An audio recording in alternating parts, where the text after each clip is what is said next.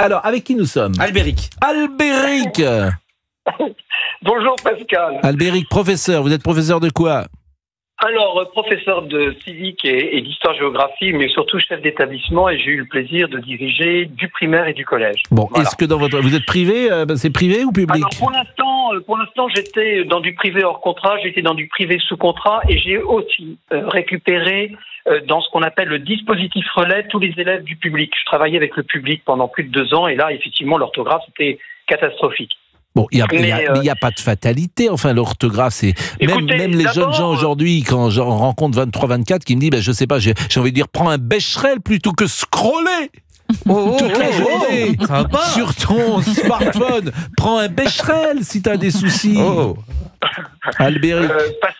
Pascal, vous avez, je vais révéler cette réalité. Vous avez 6 ans de plus que moi, j'ai 54 ans. Vous avez démarré votre CP avant les années 70. Et donc, vous n'avez pas subi la méthode globale. Vous étiez dans la méthode syllabique. Après, nous nous sommes bagarrés des années 70 jusqu'aux années 90, même bien des années 2000, sur la méthode globale. Nous avons eu donc un quiproquo, enfin plutôt, c'est pas un quiproquo, c'est pas le bon mot, c'est un mixte, c'est-à-dire global, semi-global, semi-syllabique.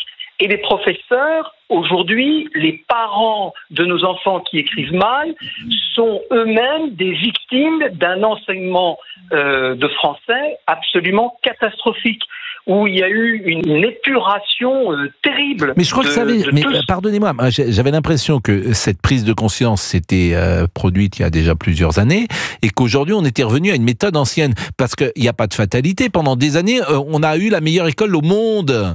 Jusqu'en 70 ou 75, les petits garçons et les petites filles qui sortaient de l'école et savaient écrire, donc il n'y a pas de fatalité. Mais je croyais qu'on était revenu à une méthode plus classique et à des résultats meilleurs.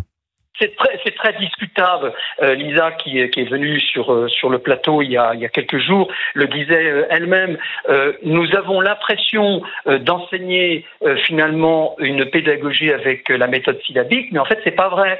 C'est encore un mélange sournois où il y a encore du global et c'est catastrophique. Mais moi, ce qui m'énerve le plus dans cette histoire, c'est que sur 37 ans, on découvre la chose, on pense que c'est incroyable, il y a une baisse. Ça fait plus de 20 ans qu'on dit que c'est dramatique.